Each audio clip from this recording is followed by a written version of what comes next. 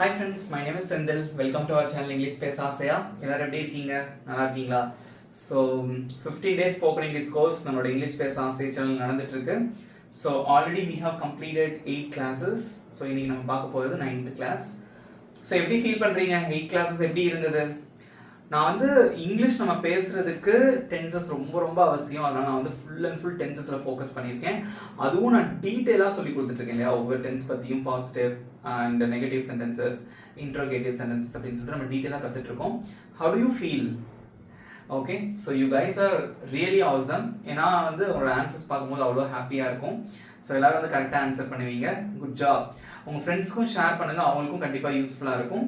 நம்ம சேனலை சப்ஸ்கிரைப் பண்ணாதவங்க சப்ஸ்கிரைப் பண்ணிக்கோங்க. பக்கத்தில் இருக்க பெல் ஐக்கானையும் கிளிக் பண்ணி வச்சுக்கோங்க. வீடியோ பிடிச்சிருந்தா மறக்காம லைக் பண்ணிட்டு வீடியோ பாருங்க. நீங்க லைக் பண்றது மூலமா இந்த வீடியோ வந்து நிறைய பேருக்கு ஷேர் ஆகும், நிறைய பேருக்கு பயனுள்ளதா இருக்கும். ஓகேவா? ரைட், வீடியோக்குள்ள போலாம். இன்னைக்கு நான் உங்களுக்கு டீச் பண்ண போறது அட்வான்ஸ்டா இருக்கக்கூடிய ஒரு tense. Okay, that is past perfect tense. இந்த பெர்ஃபெக்ட்ங்கிற வார்த்தையை கேட்டாலே வந்து ஸ்கூல் டேஸ் ஞாபகத்துக்கு வருது. ஐயோ பர்ஃபெக்ட் டென்ஸா, அது ப்ரெசென்ட் பர்ஃபெக்டாக இருந்தாலும் பரவாயில்ல, பாஸ்ட் பர்ஃபெக்டாக இருந்தாலும் பரவாயில்ல, ஈவன் அது ஃபியூச்சர் பர்ஃபெக்டாக இருந்தாலும் பரவாயில்ல, நமக்கு வந்து பயமாகவே இருக்கும். ஓகேவா? இது கொஞ்சம் அட்வான்ஸ் டென்ஸ். ஆனால் வந்து இன்ட்ரெஸ்டிங்காக கற்றுக்கும் போது இது ஒன்றுமே இல்லை, அவ்வளோ ஈஸியாக இருக்கும். இன்னொன்று சூப்பரான ஒரு டென்ஸ் இது. இது நான் உங்களுக்கு ஈஸியாக சொல்லித்தரேன். ஸோ வீடியோ ஸ்கிப் பண்ணாமல் கடைசி வரைக்கும் பாருங்கள். நிச்சயமாக உங்களுக்கு வந்து கடைசி ஒரு ஐடியா கிடைக்கும். ஓ, இவ்வளவுதானா பாஸ்ட் பெர்ஃபெக்ட் டென்ஸ் அப்படின்னு சொல்லிட்டு. ஓகேவா? So I'm going to explain what is past perfect tense and then the structure for past perfect tense. Positive sentence எப்படி உருவாக்குறது, நெகட்டிவ் and interrogative sentences எப்படி உருவாக்குறதுங்கற சொல்லி தரேன். அதுக்கப்புறம் டெஸ்ட் இருக்கு, உங்களுக்கு ஹோம்வொர்க் இருக்கு. இதான் இன்னைக்கான schedule. Okay, so first I am going to explain what is past perfect tense. Let's see. Past perfect டென்ஸ்க்கு தமிழ்ல என்ன சொல்லுவாங்க அப்படின்னா முற்றுப்பெற்ற இறந்த காலம் அப்படின்னு சொல்லுவாங்க. முற்றுப்பெற்றனா முடிந்த இறந்த காலம் அப்படின்னு சொல்லுவாங்க. ஓகேவா? ஸோ நீங்க கேட்கலாம் டவுட், சிம்பிள் பாஸ்ட் டென்ஸும் அதே மாதிரி தான், இந்த பாஸ்ட் பெர்ஃபெக்ட்டும் இதே மாதிரி தான், முடிஞ்ச விஷயத்தை தான் சொல்லுது. தென் வாட்ஸ் அ டிஃபரன்ஸ், எந்த இடத்துல நம்ம யூஸ் பண்ணணும் அப்படின்னு கேட்கலாம். நான் இப்போ தெளிவா ஈஸியா சொல்லி தர போறேன். அப்படியே போர்டை நல்லா பார்த்துட்டே இருங்க, மிஸ் பண்ணிடாதீங்க. நான் சொல்லி கொடுக்கறத அந்த பாயிண்ட்டை மிஸ் பண்ணிடாதீங்க.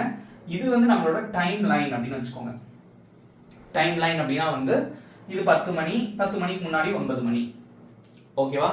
ஒரு மீட்டிங் இருக்கு, நல்லா கவனிங்க. ஒரு மீட்டிங் வந்து எத்தனை மணிக்கு வச்சிருக்காங்க அப்படின்னா 9 மணிக்கு மீட்டிங் வச்சிருக்காங்க.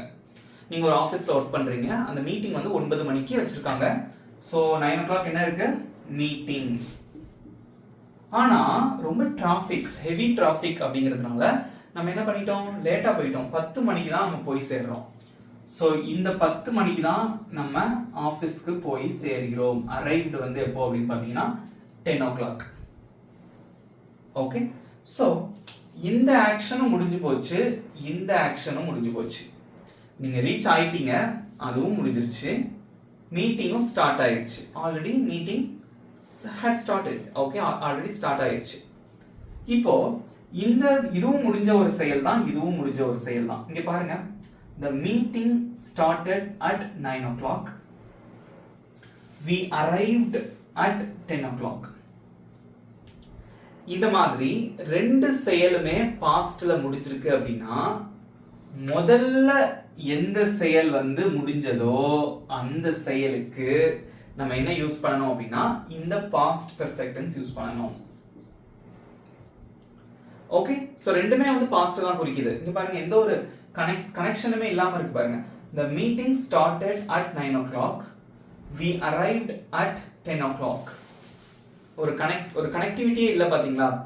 இத நம்ம பாஸ்ட் பெர்ஃபெக்ட் டென்ஸ் யூஸ் பண்ணி எப்படி சொல்லலாம் அப்படின்னு பாருங்க. நான் இப்போ எழுதுறேன், அதுக்கப்புறம் இதோட ஸ்ட்ரக்சர்லாம் நான் உங்களுக்கு சொல்லி கொடுக்குறேன். ஓகேவா?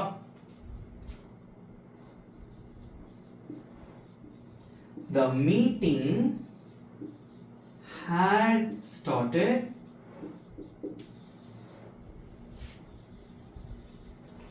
when we arrived.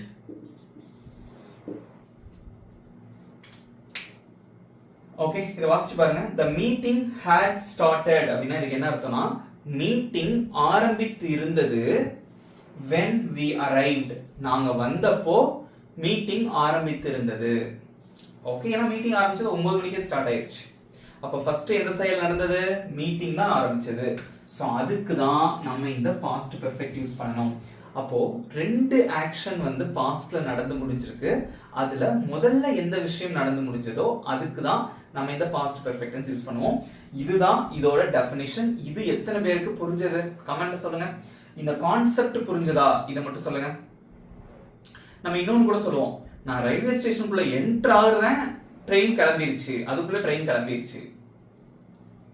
ஓகேவா? ஸோ இந்த மாதிரி நம்ம சொல்லுவோம் இல்லையா, அவன் வந்தப்போ எனக்கு ஒரு மீட்டிங் இருந்தது.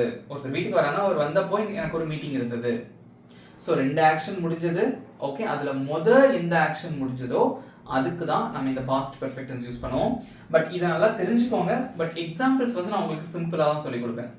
ஸோ தமிழ்ல வந்து எப்படி சென்டென்ஸ் வரும் அப்படின்னு பார்த்தீங்கன்னா, மீட்டிங் ஆரம்பித்திருந்தது, அவன் வந்திருந்தான், நான் தேர்வு எழுதியிருந்தேன் அப்படின்னு வரும்.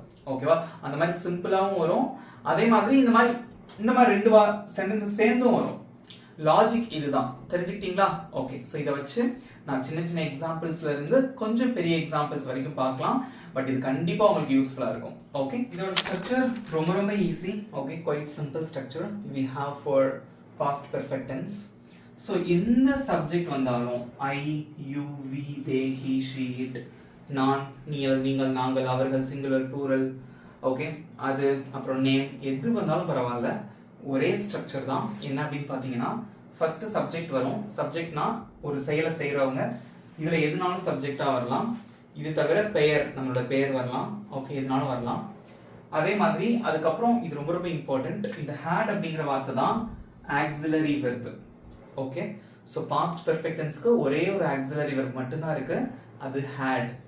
ஓகே, நெக்ஸ்ட் வந்து வேர்போட தேர்ட் ஃபார்ம். ஏற்கனவே நான் ப்ரெசன்ட் பெர்ஃபெக்ட் டென்ஸ் சொல்லி கொடுக்கும் போதே சொல்லியிருந்தேன், எந்த பெர்ஃபெக்ட் டென்ஸாக இருந்தாலுமே நம்ம வந்து வேர்போட தேர்ட் ஃபார்ம் தான் பயன்படுத்தணும்.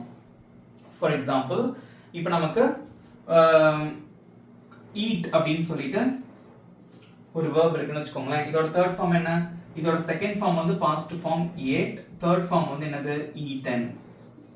Okay, so we have to use the third form of verb. இதே மாதிரி ஒரு மோர் எக்ஸாம்பிள், play அப்படின்னு இருக்கு. playனா விளையாடுறது, அதோட தேர்ட் ஃபார்ம் என்ன? play, played, played. ஸோ அந்த மாதிரி பாஸ்ட் பார்ட்டிசிபிள் தேர்ட் ஃபார்ம் தான் நம்ம வந்து பயன்படுத்தணும். ஓகேவா? ஸோ எக்ஸாம்பிள்ஸ் பார்க்கும்போது உங்களுக்கு தெளிவாக புரியும். பாருங்க, அவன் வந்திருந்தான். ஸோ இதுக்கு முன்னாடி நான் வந்து உங்களுக்கு டெஃபினிஷன் சொல்லும் போது நான் வந்து பாஸ்ட் பெர்ஃபெக்ட் டென்ஸ்னா என்னன்னு சொல்லியிருந்தேன். ஓகே, ஸோ இங்கே வந்து நான் சிம்பிளான ஒரு எக்ஸாம்பிள்ஸ் தான் உங்களுக்கு கொடுக்குறேன். அவன் வந்திருந்தான், நான் வீட்டுக்கு வர்றதுக்குள்ள அவன் வந்திருந்தான், நான் வீட்டுக்கு வந்த போது அவன் வந்திருந்தான் அப்படின்னு சொல்லலாம். பட் அது சிம்பிளா இப்படி நம்ம சொல்லலாம், அவன் வந்திருந்தான், நான் போயிருந்தேன், கடைக்கு போயிருந்தேன் அப்படின்னு கூட சொல்லுவோம்ல. வந்து இருந்தான், வந்தான், அவன் வந்தான் அப்படின்னா சிம்பிள் பாஸ்ட் டென்ஸ். அவன் வந்து இருந்தான் அப்படிங்கிறது என்னது? Past perfect tense. தமிழ் வழியா கத்துக்கிறதுனால ஒரு டீடைலா நீங்க தெரிஞ்சுக்கணும். ஓகேவா? இதுக்கு ஆன்சர் பண்ணுங்க பார்க்கலாம். ஃபர்ஸ்ட் அவன் அப்படிங்கறதா சப்ஜெக்ட். இங்கிலீஷ்ல என்ன? அவன்னா he, சப்ஜெக்ட் போட்டாச்சு. எந்த சப்ஜெக்ட் வந்தாலும் ஒரே ஆக்ஸிலரி verb தான் had. அடுத்து verb என்னது? வர்றது. வர்றதுக்கு இங்கிலீஷ்ல என்னது? come. come ஓட தேர்ட் ஃபார்ம் என்ன? come, came, come தான். Okay, he had come. சில பேர் வந்து came அப்படினே எழுதிடுறோம். சோ come ஓட தேர்ட் ஃபார்ம் வந்து come தான், மறந்துடாதீங்க. he had come, அவன் வந்திருந்தான். இதே அவள் வந்திருந்தாள் அப்படின்னா she had come. செந்தில் வந்திருந்தான் அப்படின்னா செந்தில் had come. ஓகே, என்னோட பெற்றோர்கள் வந்திருந்தார்கள், my parents had come. Okay, next, நான் கல்லூரிக்கு போய் இருந்தேன். போனேன் அப்படின்னா சிம்பிள் பாஸ்ட் டென்ஸ், போய் இருந்தேன். ஓகே, இதை வச்சு நம்ம கண்டுபிடிக்கணும். ரைட், ஃபர்ஸ்ட் சப்ஜெக்ட் வந்து நான், ஸோ verb வந்து போயிருந்தேன் அப்படிங்கிறது verb. ஸோ நான் அப்படிங்கிறதுக்கு இங்கிலீஷ்ல I had, போறதுக்கு என்ன இங்கிலீஷ்ல? go. ஸோ go ஓட தேர்ட் ஃபார்ம் என்ன? go, went, gone. I had gone கல்லூரிக்கு, இக்குனா to college. I had gone to college. I had gone to college. நான் காலேஜ்க்கு போயிருந்தேன். இதே சீதா காலேஜ்க்கு போயிருந்தாங்க, Sita had gone to college. என் ஃப்ரெண்ட்ஸ் காலேஜ்க்கு போயிருந்தாங்க, அதை எப்படி சொல்லுவீங்க? கமெண்ட்ல சொல்லுங்க. என் ஃப்ரெண்ட்ஸ் காலேஜ்க்கு போயிருந்தாங்க. my friends had gone to college. அவ்வளவுதான். ஸோ எந்த சப்ஜெக்ட் வந்தாலும் so we should not change the auxiliary verb. இந்த hadங்கிறத மாற்ற தேவையில்லை. Okay, concept is very very important. the next one, அவர்கள் வருவதற்கு முன் நான் சமைத்திருந்தேன். பாருங்க, ரெண்டு விஷயம் நடந்திருக்கு. அவங்க வந்துட்டாங்க, ஓகே, அவங்க வர்றதுக்கு முன்னாடி அல்லது அவங்க வந்த போது அப்படின்னு கூட வச்சுக்கலாம். அதுக்கு முன்னாடி நான் சமைத்திருந்தேன். அவங்க வர்றதுக்குள்ள நான் சமைச்சிருந்தேன். அவங்க வந்துட்டு போயிட்டாங்க, பாஸ்ட்ல தான் இருக்கு ரெண்டு சென்டென்ஸுமே. அவங்க வர்றதுக்கு முன்னாடி நான் சமைச்சிருந்தேன் அப்படின்னு வரும்போது முதல்ல எந்த செயல் முடிஞ்சதோ அதுக்கு நம்ம இந்த பாஸ்ட் பெர்ஃபெக்ட் டென்ஸ் பயன்படுத்துவோம். இன்னொரு இதுக்கு நம்ம சிம்பிள் பாஸ்ட் டென்ஸ் பயன்படுத்துவோம். இதெல்லாம் கொஞ்சம் காம்ப்ளிகேட்டடா இருக்கும், அட்வான்ஸ்டா இருக்கும். பட் தெரிஞ்சிட்டீங்க அப்படின்னா ரொம்ப சூப்பரா இருக்கும். அசத்தலாம் இங்கிலீஷ்ல பேசி. ஓகேவா, பார்க்கலாமா? இந்த ரெண்டு ஆக்ஷன்ல எது முடிஞ்சது ஃபர்ஸ்ட்? முதல்ல அவங்க வந்தாங்க, நான் சமைச்சிருந்தேன். இது எது முதல் முடிஞ்சது? வர்றதுக்கு முன்னாடியே இந்த வேலை முடிஞ்சு, நான் சமைத்திருந்தேன். அப்போ இதுதான் ஃபர்ஸ்ட் ஆக்ஷன். ஸோ நம்ம இதுக்கு தான் பாஸ்ட் பெர்ஃபெக்ட் டென்ஸ் யூஸ் பண்ணணும். நான் சமைத்து இருந்தேன் வாசிக்கும் போதே தெரியும்.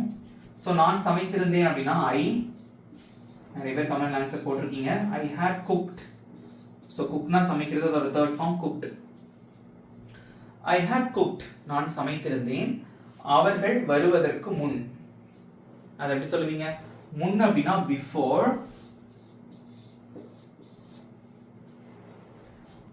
அவர்கள் வருவதற்கு முன் பிஃபோர்.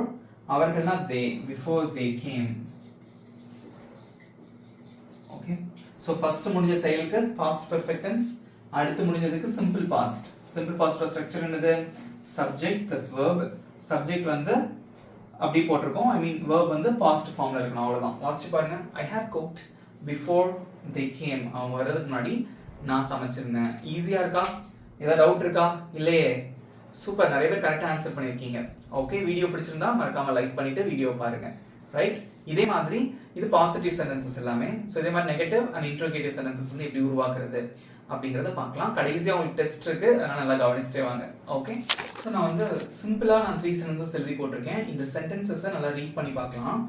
அவர்கள் வீட்டை சுத்தம் செய்திருந்தார்கள். அவங்க வீட்டை க்ளீன் பண்ணியிருந்தாங்க. இப்போ நம்ம வீட்டுக்குள்ள என்டர் ஆயிட்டோம், அது ஒரு செயல், அதை நான் சொல்லவே இல்லை எக்ஸாம்பிள்ல. அவங்க வீட்டை க்ளீன் பண்ணியிருந்தாங்க, சுத்தம் செய்திருந்தார்கள் அப்படின்னு போட்டிருக்கீங்க. ஓகே, அப்படின்னு இருக்கு எக்ஸாம்பிள். செய்திருந்தார்கள் இது வந்து பாசிட்டிவ். அவர்கள் வீட்டை சுத்தம் செய்திருக்கவில்லை, நெகட்டிவ். அவர்கள் வீட்டை சுத்தம் செய்திருந்தார்களா, interrogative. Okay, so now we are going to make some English sentences for these 3 sentences, right? The first one, அவர்கள் வீட்டை சுத்தம் செய்திருந்தார்கள். வீட்டை சுத்தம் செய்தார்கள் அப்படின்னா சிம்பிள் பாஸ்ட். செய்திருந்தார்கள் பாஸ்ட் பெர்ஃபெக்ட் டென்ஸ். ஆன்சர் பண்ணுங்க, நிறைய பேர் ஸ்டார்ட் பண்ணிட்டீங்க. Very good. ஸோ அவர்கள் அப்படிங்கிறது தான் இந்த சப்ஜெக்ட். அதுக்கு இங்கிலீஷ்ல என்னது? தே. ஓகே, நெக்ஸ்ட் சப்ஜெக்ட்டுக்கு அப்புறம் என்ன வரும்? ஹேட். verb என்னது? சுத்தம் செய்யறதா இங்க verb. அதுக்கு இங்கிலீஷ்ல என்ன? clean. அதோட third form என்ன? clean, cleaned, cleaned. They had cleaned வீட்டை, the house. They had cleaned the house. They had cleaned the house. The next one, அவர்கள் வீட்டை சுத்தம் செய்திருக்கவில்லை. ஐ மீன் இது வந்து ரொம்ப ஃபார்மலா இருக்கு. அதே மாதிரி ஒரு சுத்த தமிழ்ல இருக்கிற மாதிரி இருக்கு. வீட்டை சுத்தம் செய்திருக்கவில்லை அப்படின்னு பேச்சொலக்கில் எப்படி நம்ம சொல்லுவோம்? அவங்க வீட்டை க்ளீன் பண்ணல, இல்லை அவங்க வீட்டை க்ளீன் பண்ணி வைக்கல அப்படின்லாம் சொல்லுவோம். ஓகே, அது வந்து தமிழில் நம்ம வந்து எப்படினாலும் பேசலாம். பட் நெகட்டிவ்ல இப்படி தான் இருக்கும். ஓகே, கேட்குற கேள்வியை பொறுத்து தான் நம்ம ஆன்சர் பண்ணணும். அவங்க இந்த பாஸ்ட் பெர்ஃபெக்ட்ல யாராவது உங்கள்கிட்ட கேள்வி கேட்டாங்கன்னா அதுக்கு தகுந்த மாதிரி தான் ஆன்சர் பண்ணணும். ஓகேவா, இங்கே பாருங்க. ஸோ இதுக்கு எப்படி சொல்லலாம் அப்படின்னா, ஆக்சிலரி வெர்ப் இருக்கு. ஸோ நெகட்டிவ் சென்டென்ஸ் உருவாக்குறதுக்கு இந்த ஆக்சிலரி வெர்ப் பக்கத்தில் நாட் சேர்ப்போம், அவ்வளோதான். சேர்க்கலாமா? They had not cleaned the house. They had not cleaned the house. They had not cleaned the house. Had not இத சுருக்கி நம்ம எப்படி சொல்லலாம் அப்படின்னா hadn't அப்படின்னு வாசிக்கலாம். ஸோ இந்த மாதிரி கண்ட்ராக்ஷன்ஸ் எல்லாமே வந்து நம்ம எக்ஸாம்பிள்ஸ் பார்த்து முடிச்சதுக்கப்புறம் உங்களுக்கு சொல்லித்தரேன். ஓகேவா? So they hadn't cleaned the house or they had not cleaned the house. Both are correct. The next one. அவங்க வீட்டை க்ளீன் பண்ணியிருந்தாங்களா? கேள்வி கேட்கறதுக்கு என்ன பண்ணுவோம்? இந்த ஹேடுங்கிற வார்த்தையை அப்படியே இந்த சப்ஜெக்ட்டுக்கு முன்னாடி போட்டுருவோம். எப்படி வரும்? had they cleaned the house. அவங்க வீட்டை clean பண்ணியிருந்தாங்களா? Had they cleaned the house? Had they cleaned the house? இதே கேள்வி எப்படி கேட்கலாம் அப்படின்னா, நீ வர்றதுக்கு முன்னாடி அவங்க வீட்டை clean பண்ணியிருந்தாங்களா? Had they cleaned the house before you came? அப்படின்னு கேட்கலாம். ஷார்ட்டாக இப்படி தான் கேட்பாங்க. நீங்கள் ஷார்ட்டாக தெரிஞ்சிட்டாலே போதும், ஈஸியாக இருக்கும். பட் கான்செப்ட் தெரிஞ்சுக்கிறது ரொம்ப ரொம்ப அவசியம். கிளியரா இருக்கீங்களா இது வரைக்கும்? ஓகேவா? நெக்ஸ்ட் எக்ஸாம்பிள் போலாமா? Next example. அவன் எனக்கு கால் பண்ணி இருந்தான். அவன் எனக்கு கால் பண்ணி இருக்கல. அவன் எனக்கு கால் பண்ணி இருந்தானா? ஓகே, பண்ணி இருந்தான். அவன் எனக்கு கால் பண்ணினான் அப்படின்னா சிம்பிள் பாஸ்ட் டென்ஸ். கால் பண்ணி இருந்தான்.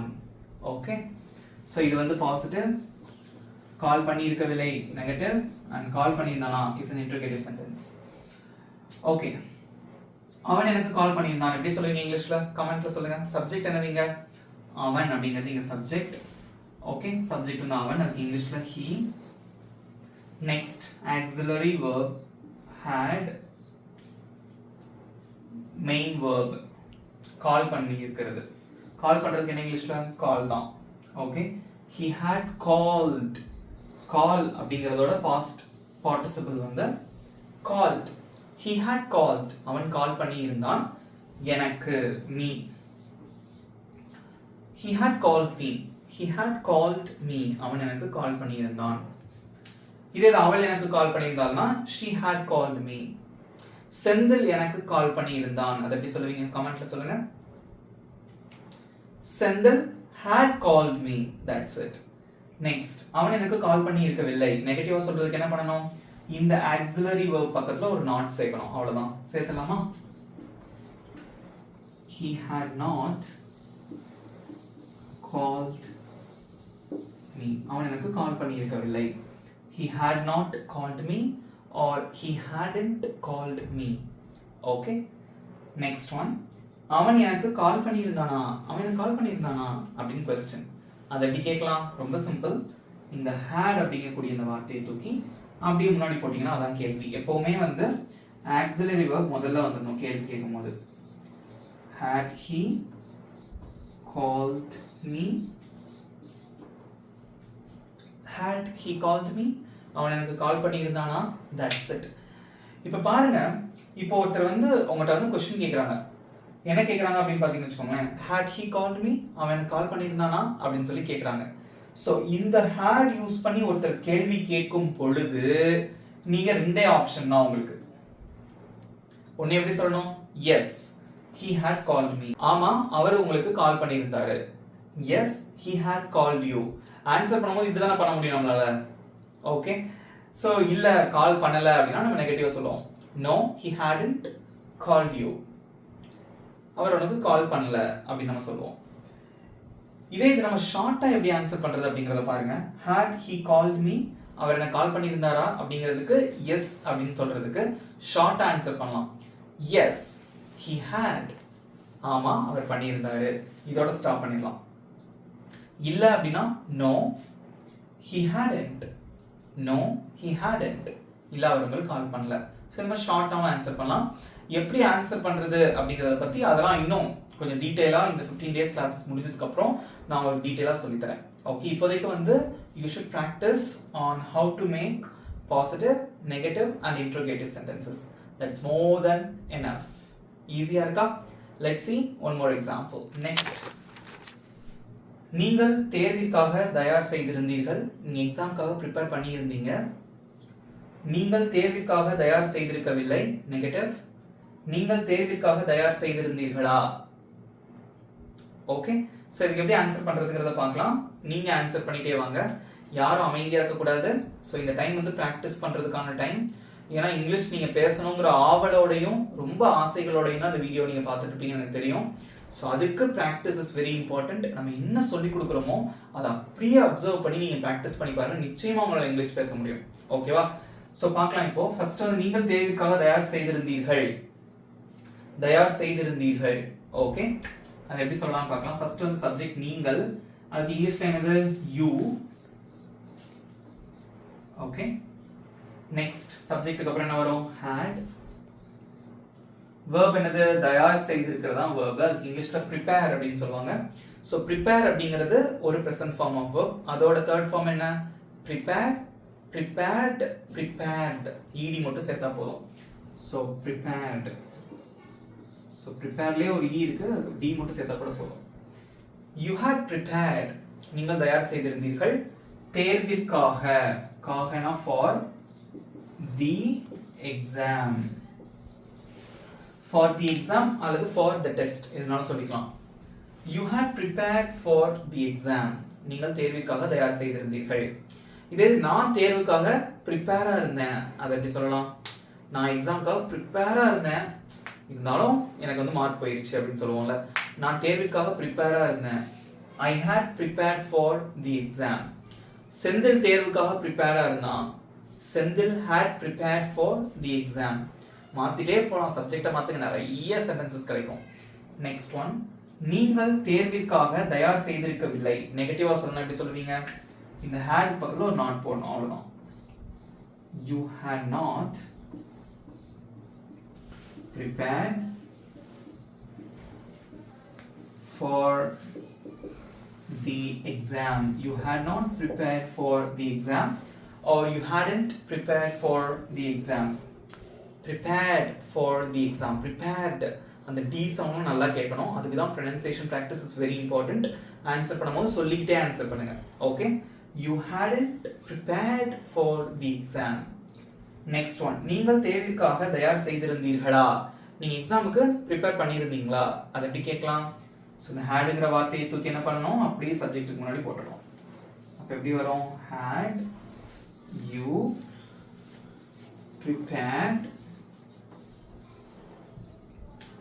for the exam. Had you prepared for the exam? Had you prepared for the exam? கேள்வி மாதிரி கேட்கணும், வாசிச்சு பாருங்க. You had prepared for the exam. You hadn't prepared for the exam. Had you prepared for the exam? இப்போ இந்த கேள்வியை வந்து நான் உங்ககிட்ட கேட்கிறேன். இப்போ நீங்க வந்து ஆமா நான் ப்ரிப்பேர் ஆகியிருந்தேன் அப்படிங்கிறது ஷார்ட்டா எப்படி சொல்லுவீங்க. Yes, I had. இல்ல அப்படின்னா no, I hadn't. சப்ஜெக்ட் அப்படியே மாறும். இங்க பாருங்களேன், நீங்க எக்ஸாம்க்காக ப்ரிப்பேர் ஆகியிருந்தீங்களா நான் உங்கள்கிட்ட கேட்கிறேன். அப்போ நீங்க என்ன பதில் சொல்வீங்க, ஆமா நான் ப்ரிப்பேர் ஆகியிருந்தேன், நான் ப்ரிப்பேர் ஆகியிருந்தேன். சப்ஜெக்ட் மாறிடும், நான் அப்படின்னு மாறும். ஸோ எப்படி சொல்லுவீங்க, I had prepared for the exam. நான் ப்ரிப்பேர் ஆகி இருக்கல, no, I hadn't prepared for the exam. கொஞ்சம் லாஜிக்காக நம்ம யோசிச்சோம்னா கரெக்டாக இருக்கும். ஓகேவா, ஒரே ஒரு சென்டென்ஸ் தான் எழுதியிருக்கேன். ஸோ இதை வச்சு நம்ம வந்து நெகட்டிவ் அண்ட் இன்ட்ரோகேட்டிவ் நம்ம எழுதிக்கலாம். ஏன்னா கொஞ்சம் சென்டென்ஸ் பெருசாக இருக்கனால நமக்கு வந்து கொஞ்சம் இடம் பத்தாது. ஸோ அதனால வந்து நான் எழுதியிருக்கேன். இதுல இருந்து நம்ம நெகட்டிவ் அண்ட் இன்ட்ரோகேட்டிவ் எழுதிக்கலாம். ஓகே, இங்க பாருங்க, அவர்கள் வந்து சேர்வதற்கு முன், அவங்க அரை வாரத்துக்கு முன்னாடி, வந்து சேர்றதுலாம் அரை. அவங்க வந்து சேர்வதற்கு முன் அவன் அவனுடைய வேலையை முடித்திருந்தான். அவன் வந்து சேர்றதுக்குள்ள அவன் அவனோட வேலையை முடிச்சிருந்தான். அவங்க வந்து சேர்ந்துட்டாங்க. ரெண்டுமே பாஸ்ட்ல நடந்த ஒரு ஆக்ஷன் தான். ஒன்னு அவங்க வந்து சேர்ந்திருக்காங்க, இன்னொன்னு வந்து அவன் அவனுடைய வேலையை முடித்திருந்தான். ஸோ இந்த ரெண்டு செயல் இருக்கு.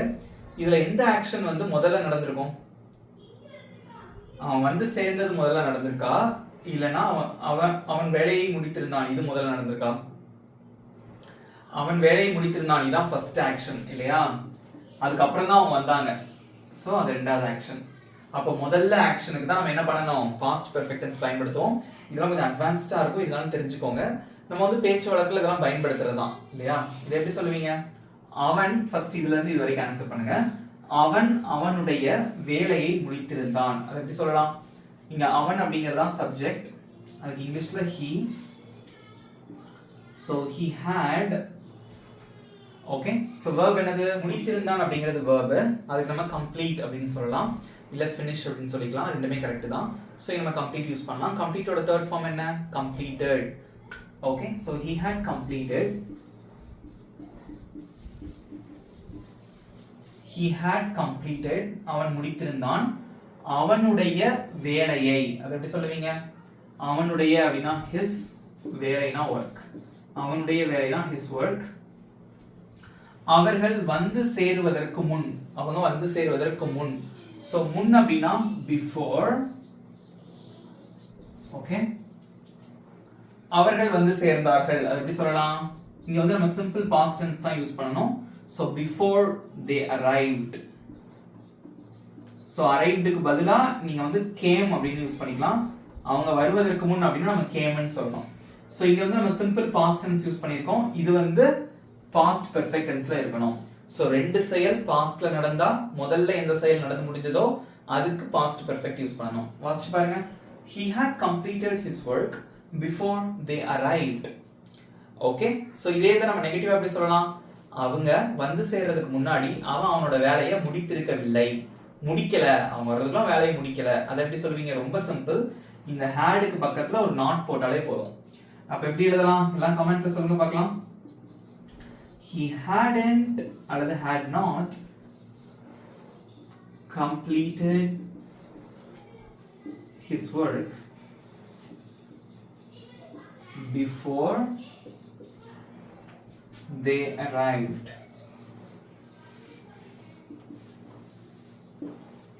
He hadn't completed his work before they arrived. அவங்க வரதுக்குள்ள அவன் வேலையை முடிக்கல. சோ கேள்வி எப்படி கேட்கலாம்?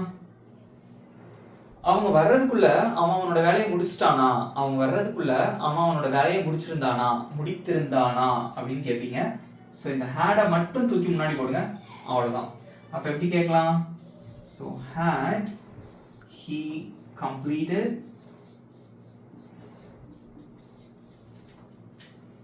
completed his work, மிச்சதெல்லாம் அதே தான் வரும், அப்படியே எழுத வேண்டியதான். before they arrived.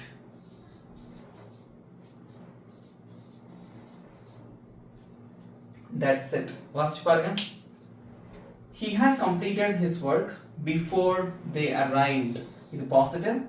he hadn't completed his work before they arrived is a negative sentence. had he completed his work before they arrived, அவங்க வரதுக்குள்ள அவன் வேலையை முடிச்சிருந்தானா, இது வந்து கேள்வி வாக்கியம். எவ்வளவு ஈஸியா இருக்கு பாத்தீங்களா? இதே இது இப்ப இந்த கேள்வி யாராவது கேட்கறான்னு வச்சுக்கோங்க. had he completed his work before they arrived, முடிச்சிருந்தான் அப்படின்னா yes he had, ஆமா அவன் முடிச்சிருந்தான், ஷார்ட்டா சொல்லலாம். இல்லனா no he had not அல்லது no he hadn't அப்படி நீங்க வந்து ஷார்ட்டா சொல்லிக்கலாம். ஈஸியா இருந்ததா? சோ இவ்வளவுதாங்க. முக்கியமான விஷயம் இந்த பிஃபோர்ங்கிற வார்த்தை ஞாபகம் வச்சுக்கோங்க. பிஃபோர் அப்படின்னா ஒரு செயலை செய்வதற்கு முன் அப்படின்னு அர்த்தம். சோ when அப்படிங்கிற வார்த்தை நம்ம எங்க யூஸ் பண்ணணும் அப்படின்னா, இப்போ இந்த இடத்துல பிஃபோர் பதிலா when இருக்குன்னு வச்சுக்கோங்க. அதுக்கு என்ன மீனிங்னா, he hadn't completed his work when they arrived. அவங்க வந்த பொழுது, அவங்க வந்தப்போ அவன் அவனுடைய வேலையை முடித்திருக்கவில்லைன்னு அர்த்தம். சோ whenனா வந்த போது அப்படின்னு அர்த்தம், பிஃபோர்னா வருவதற்கு முன் அப்படின்னு அர்த்தம். சோ இந்த ரெண்டுமே வந்து கீவேர்ட்ஸ், ஞாபகம் வச்சுக்கோங்க. அவ்வளவுதான் ஃப்ரெண்ட்ஸ். எப்படி இருந்தது இந்த பாஸ்ட் பெர்ஃபெக்ட் டென்ஸ்? ஈஸியா இருந்ததா? சோ இப்போ வந்து இந்த I had, he had அந்த மாதிரி சொல்றோம் இல்லையா, இந்த கண்ட்ராக்ஷன்ஸ் சொல்லி தரேன், அதை இப்போ கத்துக்கோங்க. Okay, so let's see contractions. கண்ட்ராக்ஷன்னா சுருக்கமான வடிவம். I had அந்த வார்த்தையை நம்ம இப்படி வாசிக்கலாம். அதாவது இத வந்து நம்ம நேம் கூட சேர்த்து வச்சு வாசிக்க முடியாது. இப்போ செந்தில் had அப்படின்னா செந்தில் had தான் வாசிக்கணும். இதே இது இந்த மாதிரி சப்ஜெக்டிவ் ப்ரோனவுன்ஸ் இருக்கு பாத்தீங்களா, இது கூட நம்ம இந்த கண்ட்ராக்ஷன்ஸ் யூஸ் பண்ணி வாசிக்கலாம். கண்ட்ராக்ஷன்னா சுருக்கமான வடிவம். இங்க பாருங்க, I had அப்படின்னு இருக்கு. இத நம்ம எப்படி ஷார்ட்டா வாசிக்கலாம் அப்படின்னா I'd, I'd அந்த D சவுண்ட் நல்லா கேட்கணும். I'd பின்னாடி சொல்லுங்க, I'd. You had அப்படின்னா you'd, you'd. We had, we'd, we'd. They had, they'd, they'd. He had, he'd, he'd. She had, she'd, she'd. It had, it'd, it'd.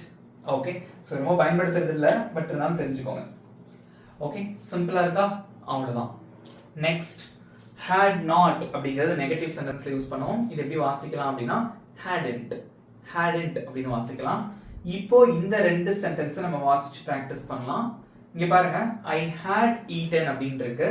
So இதை நம்ம ஷார்ட்டா நம்ம எப்படி வாசிக்கலாம் அப்படின்னா ஐட் ஈட்டன், ஓகே. இதே இது அவன் சாப்பிட்டு இருந்தான், சப்ஜெக்டை மாத்தினீங்கன்னா எப்படி வாசிக்கலாம்? பிராக்டிஸ் பண்ணுங்க. he'd eaten. இதை எப்படி வாசிப்பீங்க? I hadn't eaten, negative. I hadn't eaten. அவ்வளவுதாங்க, ஈஸியா இருந்ததா? ஓகே, இப்போ உங்களுக்கான test.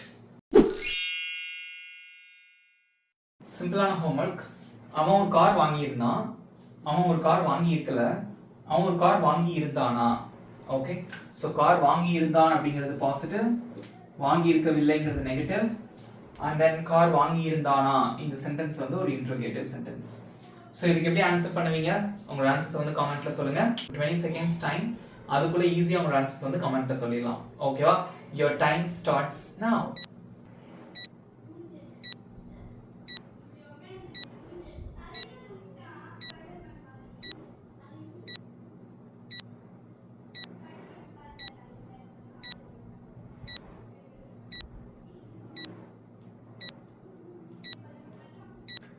Time sir, super answer பண்ணிருக்கீங்க, குட் ஜாப். ஓகே, ஸோ கடைசியாக உங்கள் மார்க்ஸையும் கமெண்ட்டில் சொல்லிடுங்க. இன்னும் நீங்கள் ஆன்சர்ஸ் பண்ணி முடிக்கலன்னா, நீங்கள் ஆன்சர்ஸ் பண்ணிட்டே வாங்க, நான் இப்போ ஆன்சர் சொல்ல போகிறேன், செக் பண்ணிக்கோங்க. ஓகே, ஸோ அவன் ஒரு கார் வாங்கி இருந்தான், இந்த சப்ஜெக்ட் வந்து அவன், அதுக்கு இங்கிலீஷில் வந்து ஹீ. ஸோ இந்த சப்ஜெக்ட் இருந்தாலும் ஹேட் தான், ஹீ ஹேட். வாங்குறதுக்கு இங்கிலீஷில் வாங்குறது தான் verb, அதுக்கு இங்கிலீஷில் பை. அதோட பாஸ்ட் பார்ட்டிசிபிள் என்ன? Buy, bought. So he had bought a car. He had bought a car. அவன் ஒரு கார் வாங்கி இருந்தான், அவன் ஒரு கார் வாங்கி இருக்கவில்லை. had பக்கத்துல ஒரு not சேர்க்கிறீங்க. So he had not அல்லது hadn't bought a car. அவன் கார் வாங்கி இருந்தானா? கேள்வி கேட்கிறது இந்த had தூக்கி அப்படியே முன்னாடி போட்டுறோம், அவ்வளவுதான். So had he bought a car? Had he bought a car? அவ்வளவுதான். இதை நம்ம எப்படி வாசிக்க கூடாதுன்னா ஏ கார்னு வாசிக்க கூடாது, a car. எப்பவுமே வந்து ஒரு ஆர்டிகிளை வந்து ஒரு நவுனோட சேர்த்து வாசிக்கும் போது சேர்த்து வாசிக்கணும். a car அப்படின்னு சொல்லணும், ஏ கார் அப்படின்னு நம்ம சொல்லக்கூடாது. ஓகேவா? ரைட், இங்க பாருங்க, he had bought a car, he hadn't bought a car, had he bought a car.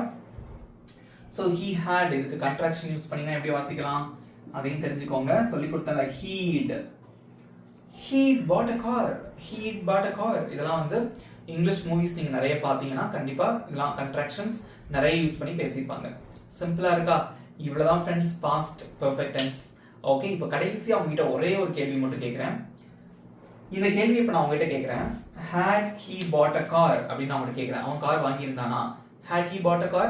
இப்போ நீங்க பதில் சொல்றீங்க, ஆமா அவன் வாங்கி இருந்தான். இதை ஷார்ட்டா எப்படி சொல்லுவீங்க? Very good. Yes, he had. அவ்வளவுதான். வாங்கி இருக்கலனா எப்படி சொல்லுவீங்க? No, he hadn't. So this is the short way to answer for the questions. So இது வந்து yes or no type questions தான். ஓகேவா? அவ்வளவுதான். இப்போ உங்களுக்கான homework. அவன் வந்திருந்தான், அவன் வந்திருக்கவில்லை, அவன் வந்திருந்தானா? ரொம்ப சிம்பிளா தான் கொடுத்துருக்கேன். ஓகேவா? ஸோ இதுக்கு எப்படி இங்கிலீஷ்ல சொல்லுவீங்க? உங்களோட ஆன்சரை மறக்காம காமெண்ட்ல சொல்லுங்க. இந்த வீடியோ உங்களுக்கு பிடிச்சிருந்தா மறக்காம ஒரு லைக் பண்ணிக்கோங்க, உங்க நண்பர்களுக்கும் ஷேர் பண்ணுங்க. கண்டிப்பா பிராக்டிஸ் பண்ணி பாருங்க. பாஸ்ட் பெர்ஃபெக்ட் டென்ஸ் ரொம்ப சிம்பிளா இருக்கும், ஈஸியா தானே இருந்தது. எப்படி இருந்தது அப்படிங்கிற உங்களுடைய கருத்துக்களையும் வந்து மறக்காம கமெண்ட்ல சொல்லிடுங்க. நம்ம சேனலை சப்ஸ்கிரைப் பண்ணாதவங்க சப்ஸ்கிரைப் பண்ணிக்கோங்க, பக்கத்துல பெல் ஐகானை கிளிக் பண்ணி வச்சுக்கோங்க. நெக்ஸ்ட் வீடியோல பார்க்கலாம். Thank you friends.